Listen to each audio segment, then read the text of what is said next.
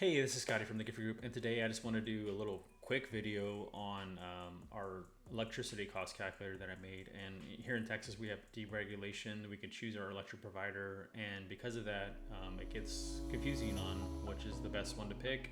I usually end up shopping around and changing plans every year.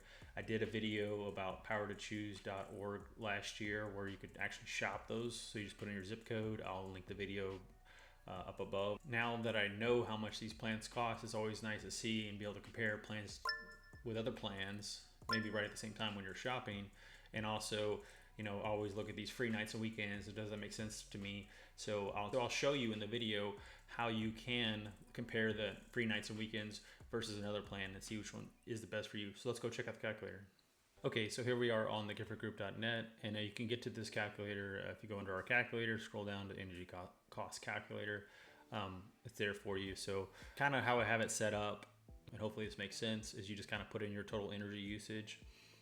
Obviously, I have it defaulted 30 days for your billing cycle because most days, and then you can put in your total cost, and then you can also separate. So they tell you like, hey, this is the total cost per kilowatt. You can adjust that. Or if they tell you, well, this is what we charge, and then you got to pay for your delivery charges, and you can pick your different delivery charges. I just realized I have it labeled here as TDU, but there could be other Encore or these other ones, delivery charges, but you can input those there. And then basically it tells you, hey, this is how many kilowatts I would use per day based on this total cycle. You take your total energy usage divided by the total number of days, it's the kilowatts per day. It tells you the cost per day based on all these fees. If they're charging you a monthly set fee, and usually the providers charge you a fee themselves per month too. So it gives you the total kilowatts and then what that would be for the year based on the same assumption. You just use the same number of. What they usually do, they kind of tell you, well, if you use 500 kilowatts, 1,000 kilowatts, 1,500 kilowatts, and 2,000 kilowatts is kind of their default on the looking at it when you pull up those. If you go to the powertochoose.org, right? So like I said in the other video, I broke this down a little bit more on how you can find which one you're looking for. But basically what you need to look at is the fact sheet. So the fact sheet tells you, and they kind of break it down in this, tiers, these different tiers, 500 kilowatts, 1,000 kilowatts, 2,000 kilowatts. And then there's your base charge that they're charging you, and then the monthly charge. And so in this case, you would say, okay, so it's 604, the base charge. And then I think it said 19 or 14.95, and then they have the other ones, and then they actually have these upcharges here which are pretty low, but so it should tell you, hey, if I put in 2,000 I should get that same number there. So 1086. Yeah, see, they don't tell you the 0.6 there, but it's 1086 is what they're saying for 2,000 kilowatts. So this is always like, these are all nice to kind of see where you're at. And sometimes you'll see they trick you, like they'll give you, this one will be when they give you those credits, which I don't like those plans at all. But you'll see like, oh, this will be cheaper than if you go 2,000. But you should be using, it's better to use, what you think you're going to use. So if we always use 1,800 kilowatts, well, that's what you should look at, make sure that price still matches and it still makes sense for you. Now, what you can do is obviously, you can compare two side by side. So if you had another plan, let's say we go back to powertochoose.org, we're going to compare that one with, let's say we like the Frontier one. And so that one is, they're saying it's 7.67.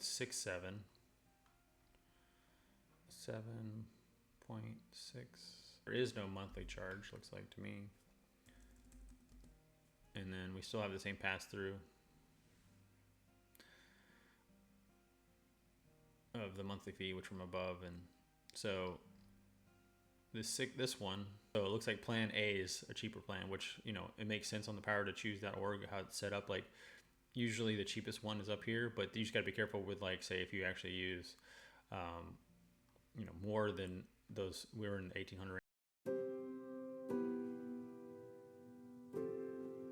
because the cost per kilowatt's a little lower. So the other cool thing, some of these plans have sustainable. Here's sustainable night one. Here we go.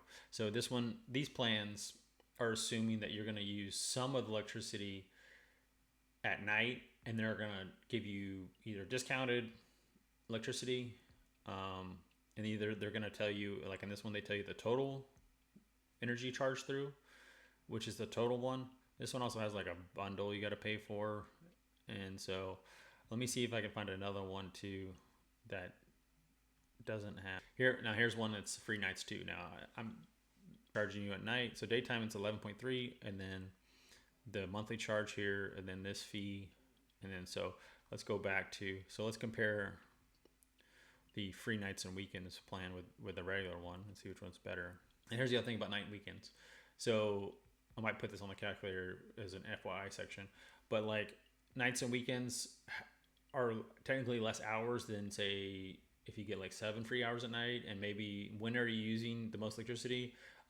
If you're not sure when you're using and you have a smart meter, you can go to smartmetertexas.com and look and log in if you have a smart meter, which see when your energy usage is. And we turn on our AC at night, about 9 o'clock. You can see a big jump in price, electricity consumption here. Then we go to bed, and the AC, doesn't have to run after it cools down, and they'll keep kicking on and off at night. When typical, you'll see people have the biggest consumptions between noon and like 7 or 8, 6 or 7 or something like that.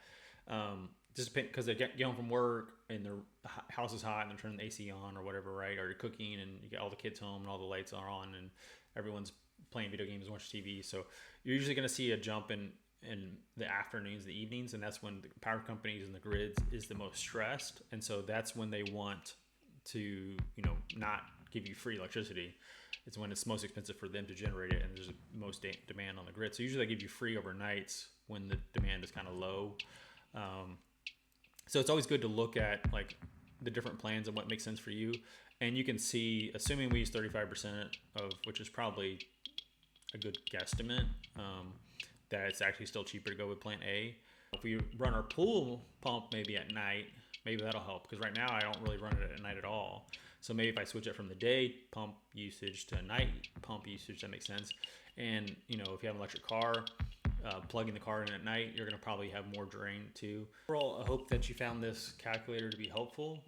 Hopefully, you can look between, checking out powertochoose.org, checking out your smart meter usage, and seeing and comparing the calculator. Hopefully it gives you a good idea. Like I said, I just built this because I wanted to look at it, so hopefully you find it useful as well too. Let me know if you have any feedback. I obviously built this. I can update it at any time. I will include a link to the provider that I'm using, so that if you want to use it too, and you can sign up and get a bonus for using that one, cool.